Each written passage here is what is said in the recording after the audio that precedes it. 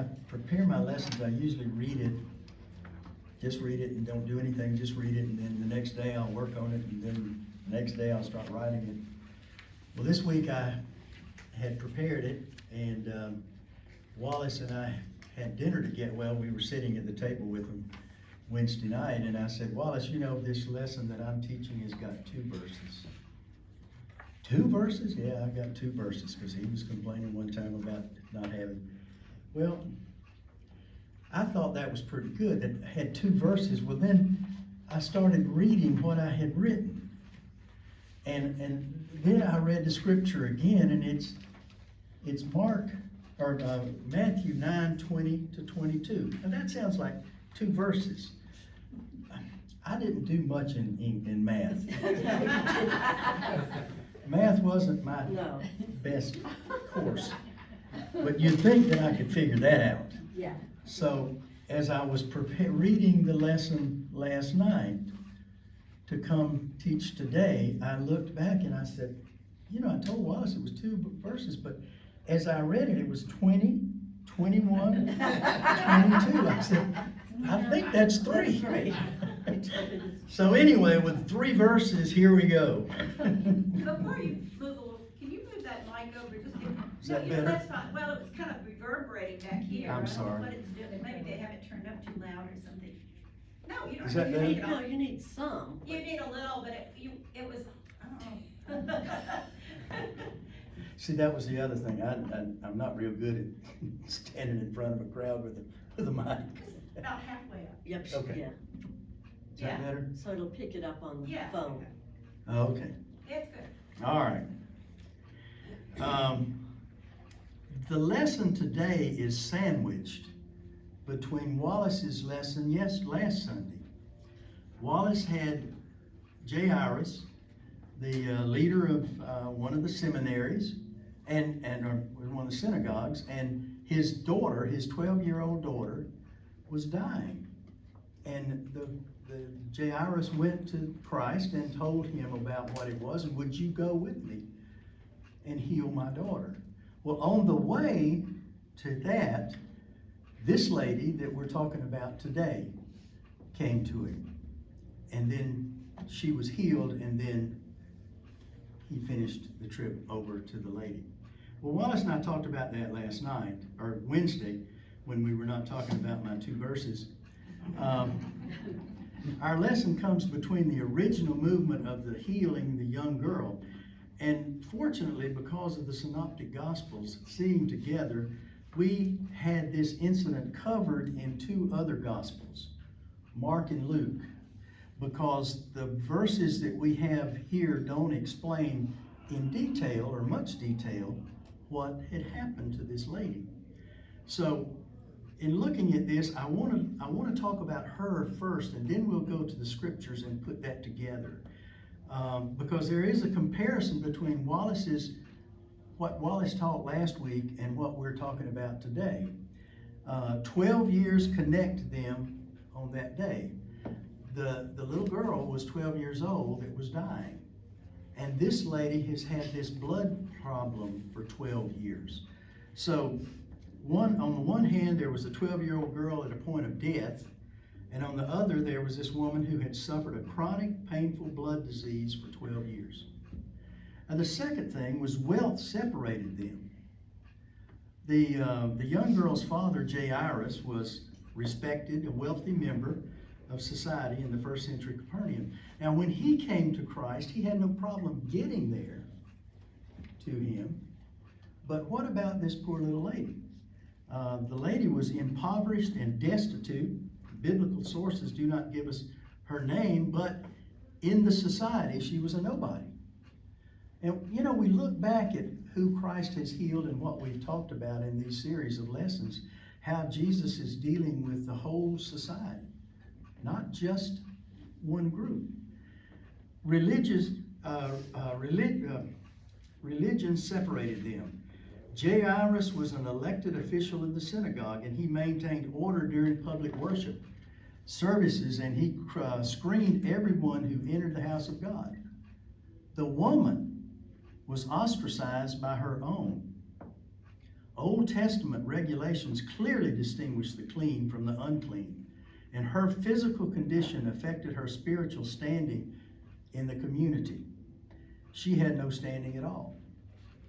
One desperate desire connected them. Jairus would pay any amount, give away all he had or anything to save his daughter. And this lady risked everything just being in the crowd that day. When they started to this young girl's place, there was a big crowd around all of them. So the woman risked everything. When she came in the crowd that day, she had exhausted all of her options. And if we read Matthew, we don't get all of the picture. We have to go to the others, and I'm going to read that in a minute. But her desperation drove her to be in the crowd and make one last effort to be healed. One person connected them. Jesus was in Capernaum that day, and so were the masses. People were everywhere. They pushed and shoved to get close to him. If you can you imagine what it would be like in that group where you've got all these people around him, and we've got this one woman wanting to touch him. They pushed and shoved to get close to him, and Jairus, being who he was able to get to Jesus and ask him to come and heal his daughter. So he had a special ability. The woman had no commanding presence. Her dogged determination helped her get close enough to touch him. They were both about to experience what Jesus spoke when he said, "With people this is impossible, but with God all things are possible." The timing connected them. What about the timing? Jairus arrived a few minutes ahead of the woman, and he spoke to Jesus, and the Lord responded. A few minutes later, the woman approached Jesus from behind. She said nothing. She just touched his garment, and Jesus responded. His response to Jairus and to the woman was miraculous. Now let's look at the scriptures, because we've got to read both, also Matthew, Mark, and Luke to really understand what the situation this lady was in. Matthew 9, 20, 21, and 22. And it was here where I found that we had actually 3 verses.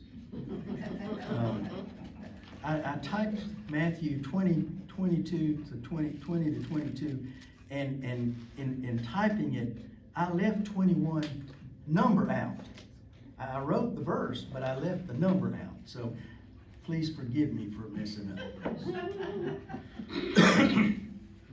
Matthew 9, 20 to 22. Just then, a woman who had been subject to bleeding for 12 years came up behind him and touched the edge of his cloak. She said to herself, "If I only touch his cloak, I will be healed." Jesus turned and saw her. "Take heart, daughter," he said, "your faith has healed you." And the woman was healed from that moment. What do we know about this woman reading only the Matthew verses? She'd been suffering for 12 years. She'd been suffering for 12 years, but we don't know anything else. Well, then we go to Mark 5, 24 to 34, and I'm not even going to try to say how many verses that is, because I probably would subtract or add wrong. So Jesus went with him. A large crowd followed and pressed around him. This is Jairus.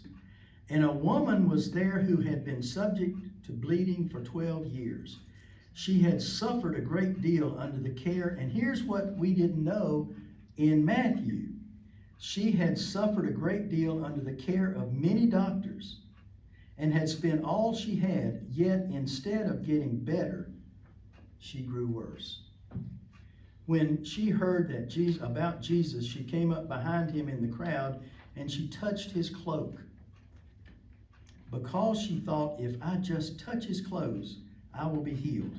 Immediately her bleeding stopped, and she felt in her body that she was freed from her suffering. At once Jesus realized that power had gone out from him. He turned around in the crowd and asked, "Who touched my clothes?" Now, what kind of a question was that? He was in a crowd with people all around him. And I'm sure that he had other folks bumped him. I don't know that they were out touching him, but he recognized that who touched my clothes? You see the people crowding against us, his disciples answered, and yet you can ask who touched me? But Jesus kept looking around to see who had done it. Then the woman, knowing what had happened to her, came and fell at his feet, trembling with fear, told him the whole story. And he said to her, "Daughter, your faith has healed you. Go in peace and be freed from your suffering." Now that gives a little bit better picture than what we had in Matthew. Although she was saved, she was healed in Matthew. And then Luke, who was a doctor, a woman was there, this is 43 to 48, a woman was there who had been subject to bleeding for 12 years, but no one could heal her. She came up behind him and touched the edge of his cloak, and immediately her bleeding stopped. "Who touched me?" Jesus asked. "Master, the people are crowding and pressing against you." But Jesus said, "Someone touched me. I know that power has gone out from me." Then the woman, seeing that she could not go unnoticed, came trembling and fell at his feet. In the presence of all the people, she told why she had touched him and how she had been instantly healed. Then he said to her, "Daughter, your faith has healed you. Go in peace." That's our lesson. But there's other things that we need to take a look at in that. I went to our friend Dr. Barkley, and Barkley dealt with the lady. From the Jewish point of view, this woman could not have suffered from any more terrible or humiliating disease than the issue of blood. It was a trouble or humiliating disease. It was trouble which was very common in Palestine. The Talmud sets out no fewer than 11 different cures for what she had. Some of them were tonics and some estrogens, which may well have been effective. Others were mere superstitious remedies. One was to carry the ashes of, I thought this was interesting. One was to carry the ashes of an ostrich egg in a linen bag in the summer and in a cotton bag in the winter. When Mark tells the story, he makes it clear that this woman had tried everything and had gone to every available doctor and was worse instead of better. Mark said in verse 26, she had suffered a great deal under the care of many doctors and spent all she had, yet instead she grew worse. So this woman this had been with her for 12 years, and she tried everything. She'd been to the doctors, she'd done everything she could to get well, and it was not working. Barkley goes on, a woman with an issue of blood was unclean. We got to think about this too. Everything and everyone who touched her was infected with the uncleanness. She was absolutely shut off from worship of God and from the fellowship of other men and women. She should not even have been in the crowd surrounding Jesus. For if they had known it, she was infecting with uncleanness everyone whom she touched. There is a little wonder she was desperately eager to try anything which might rescue her from the life of isolation and humility. Can you imagine what this woman has gone through for these years? In reviewing the lesson, it stated, the Jews took these matters the woman had very seriously.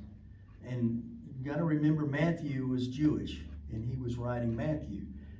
In addition to the Old Testament, they expanded upon rituals and requirements. These writings are known as the Talmud. One section of the Talmud lists procedures for curing a woman who suffers from the flow of blood. I wanted to add this because David Garland summarized a few of these procedures. These treatments were to be used in consecutive order. A few of these procedures, if the first did not work, then you had to proceed to the next and go on. The first was, now think about this to cure something. Take onions, boil them in wine, make her drink it, and say to her, cease your discharge. That was the first, and that was going to cure her. Well, it didn't. So the second one, make her sit at a crossroads, hold a cup of wine in her hand, and have a man come up to her from behind and yell, cease your discharge. That was not much better. The third one is take a handful of cumin, a handful of saffron, and a handful of fenugreek, and bring them to a boil in wine, and then have her drink it while someone yells, cease your discharge. That didn't work. Take 60 pieces of sealing clay used for wine vessels, smear it on her, and say to her, cease your discharge. There was one more that I didn't write down. I just couldn't have told because it didn't work either. It is an understatement to say her sickness caused physical, social, financial, and psychological distress. Her condition would not have remained a secret. So everyone in Capernaum knew. They knew her name, they knew her reputation. Children and adults alike steered clear of her. She was a tormented soul who had nothing to lose, everything that had been taken away from her. So she made her plan and executed it and touched the fringe of Jesus' robe. Now, what is Jesus doing here? What have we seen Jesus do with the ones we've talked about in the past? The mother-in-law that was ill, the leper, others that Jesus. What do you think that the leaders in the Jewish temples would have done? Ask for sacrifices, for one thing. Okay. Would they allow her into the temple? Oh, but I think they were only healing the Jews at that time, because he had gone outside of the faith, and he got, we talked about all the different varieties. I mean, all through society, high and low, male, female, Jewish, non-Jewish. I mean, he was covering all the bases. He was covering all the bases. But he was going further than the temple would have said they could. He healed in different ways too. Well, he healed different ways, and she was not allowed in the temple. You get over there and stay away from us. We don't want you around. So here we're dealing with Jesus healing this woman. Now, did Jesus heal her? Her faith, he told her, healed her. Her faith healed her. Did he touch her? No. How had he healed the leper? How did he heal the mother-in-law that we had the other day? He touched them. He touched them. Was that appropriate? No. No. Is Jesus telling us something today about I don't know that we're going to have anybody come in and say, I've been 12 years. But what about people that are not like us? People that are not good Southern Baptists that go to church every Sunday. How do we deal with them? Or do we? Love them. Yeah. By love and compassion, sometimes it's hard, I think. It is hard, isn't it? I think the best thing we could do is tell them about Jesus and what he can do and who he is. Right. Because that's how she was healed. Yeah. What if they say no? What do we do then? Minister to them as best we can. Do we say, well, here, and leave them alone? How do we handle that? She said, pray for them. It's one thing. Yeah. I've got a good friend that I've been praying for years. He and I were real close, and I know I've mentioned him before. We were real close with the boys in the Boy Scouts. And when I talked to him about religion, it was, don't talk about that anymore, ever.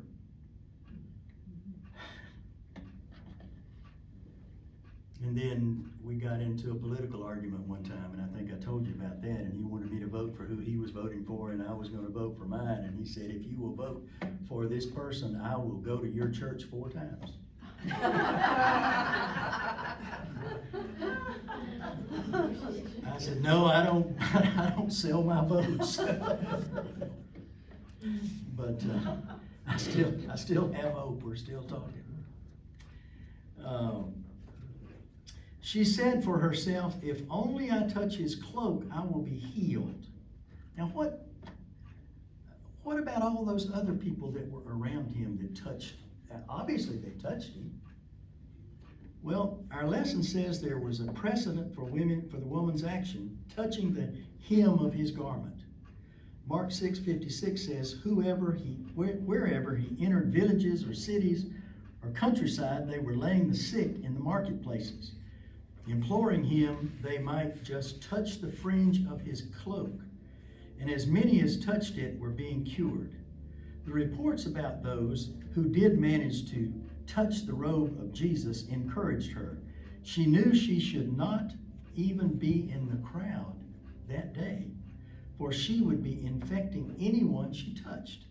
But if there was a chance to end 12 years of hopelessness, then she would take it. Now, you know, it's interesting. Every time you look at a lesson or read the scriptures, it's not unusual to see something you've never thought about before or realized before.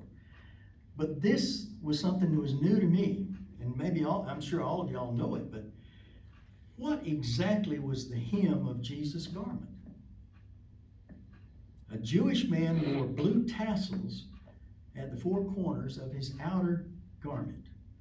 If you look at Numbers 15:37-41, it explains that. The meaning of the fringe tassel was twofold. First, it identified a Jew as one of the chosen people wherever he was. Second, it reminded him every time he took off his garment that he belonged to God. And in later centuries, when the Jews were undergoing persecution, the tassels were worn on the undergarment. And today, the tassels are worn on a shawl, which a devout Jew wears when praying.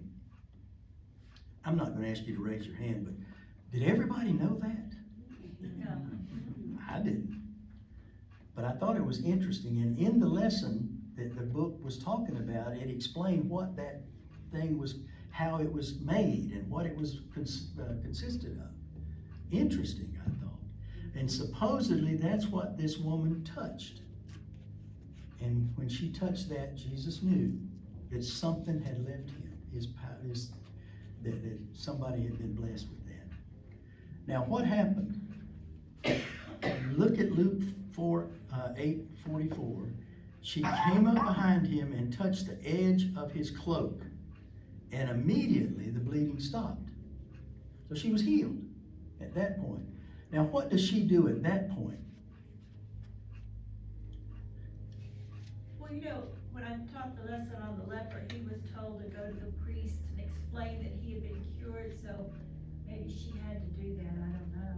But It could be. It didn't go into that here, but she knew she was healed. But did she know that Jesus knew that she was healed? no, probably not. No, because she had touched this thing behind him. She thought if she could just slip up and get to him, that she would be healed. Mark 5:29 says, immediately her bleeding stopped and she felt in her body that she was freed from her suffering. It was that quick. And then Matthew 29:22 says, Jesus turned and saw her. Take heart, daughter, he said. What healed her? Your faith healed you. She had faith in Jesus.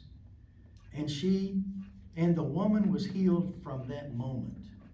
Now Luke gives us more details than Matthew and Mark. As soon as she realized Jesus knew healing had occurred, she stepped forward, knelt at Jesus' feet, and explained her actions. Jesus connected her healing to her faith, not to the touching of his robe.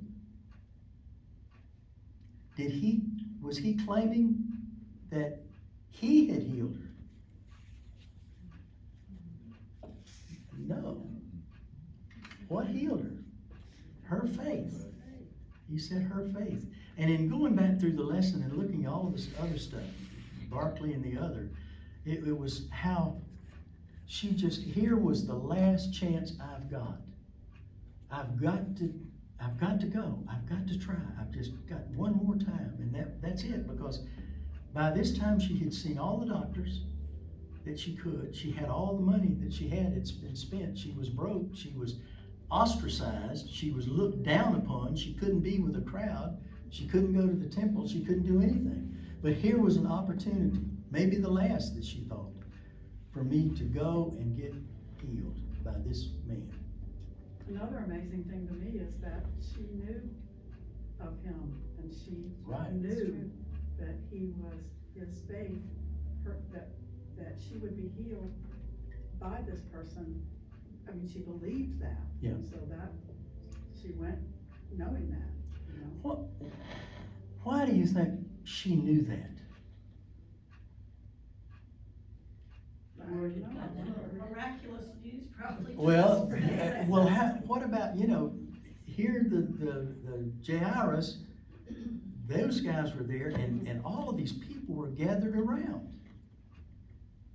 So she was not just going and checking him out on the hall. News spreads fast. The news Yes. spread fast, Good news and it was spreads going, and he did. And daughter, your faith has made you well. Go in peace. Has our faith caused us to seek God with our whole heart?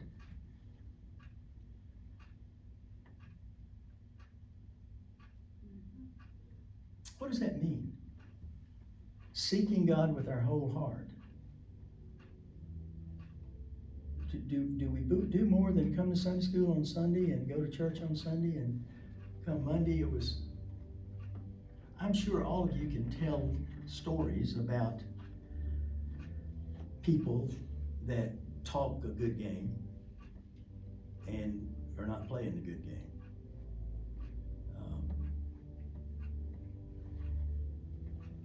I had a client one time that was very vocal about his faith.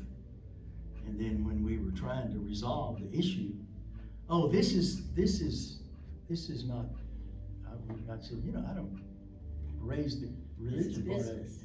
This is business. This is business. Are we to look at it that way?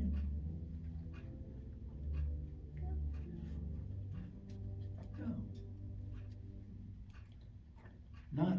Not, and that's certainly not what this lady did, and that's certainly not what, Wallace talked last Sunday. I'm not gonna go back into his lesson because I know he did a great job. I saw it. I did watched it. But this lady was dependent upon, in her faith, trusting Jesus to heal her. And she knew that if she could just get to him. Now, where do you see our faith in light of this woman's experience? Are there things that we need to take to Christ? That we, no, that's a problem I've got. Like every day we need to turn it over to him. Every day we need, and not just what, everything. And is that easy? I've got some stuff, he doesn't want this with that. I don't think that's what he wants to hear. Are we drawn to Jesus, or are we drawn to the dramatic and sensational claims of a misguided movement? Are there movements out there that can take care of our problem?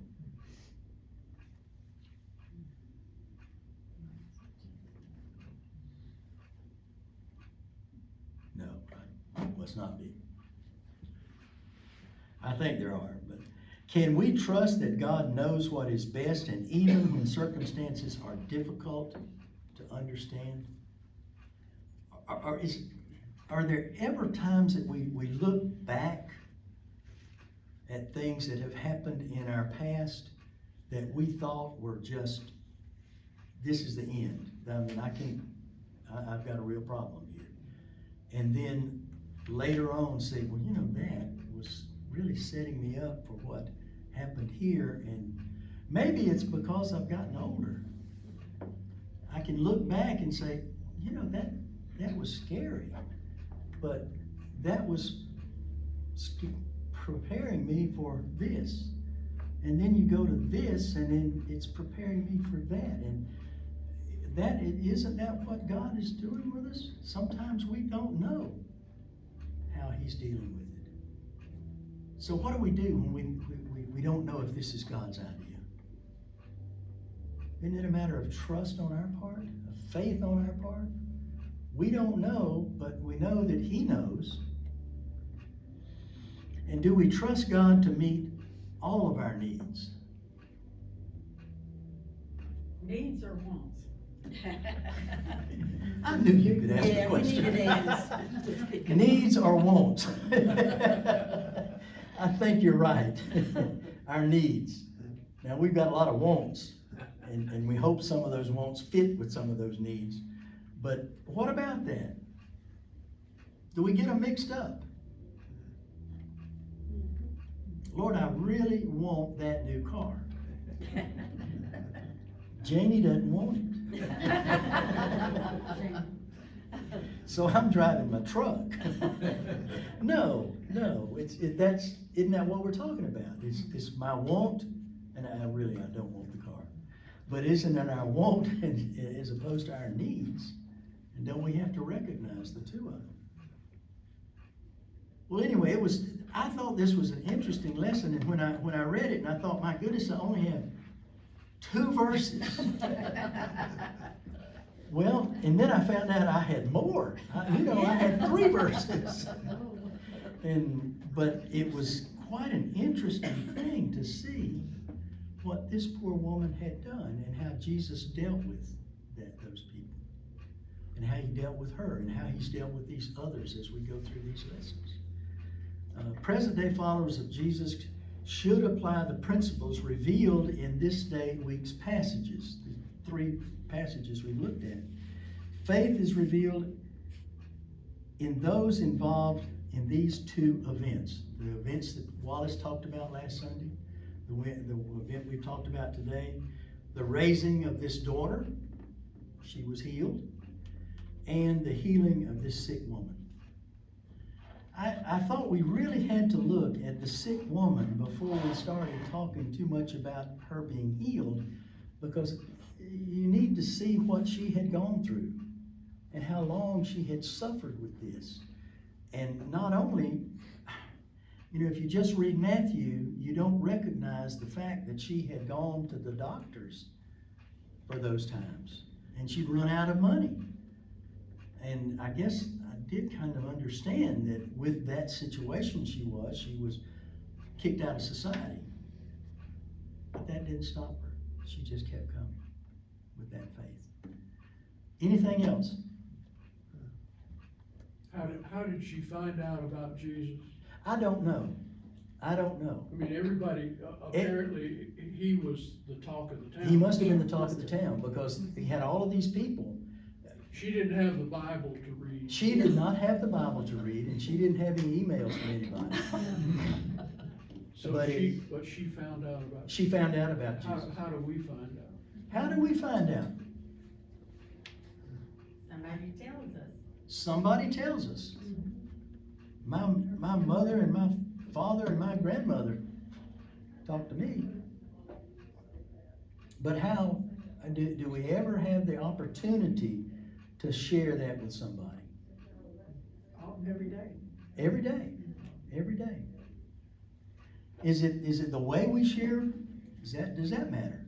Oh, yeah. I think so. I mean, if I were to just walk up to you and say, you need to be a Christian, you need to go to First Baptist Church, and you better to tithe 10%. How is that going to work? Not too much. Probably not. But isn't it, when we have those opportunities, should not we share them? And find out. And those opportunities are always available, aren't they?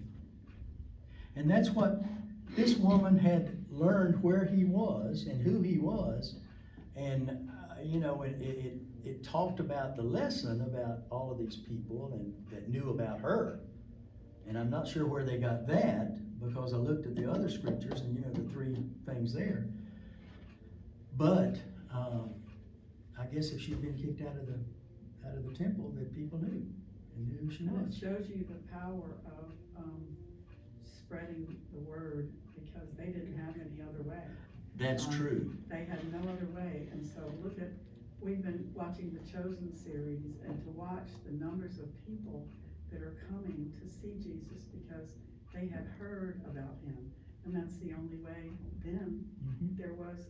And just thinking about it back over time, you just think that, what a miracle that was, that the word and the story of Jesus traveled during that time from person to person, and how many people knew and heard about him just by word of mouth. Just by word of mouth. Someone told somebody and that one told somebody else and then it spread. And that's how we know about it today. So- Well, that's true. Which is more effective? Having a Christian talk to you or check something on the TV or Face to face. I think face to face, but maybe I'm wrong. Well, yeah. Okay, well, I'm glad so many people are here today, and we're glad you're visiting with us and you're here. Glad you're back from California. We'll look forward to another trip soon. Good, okay. We're always glad to have you.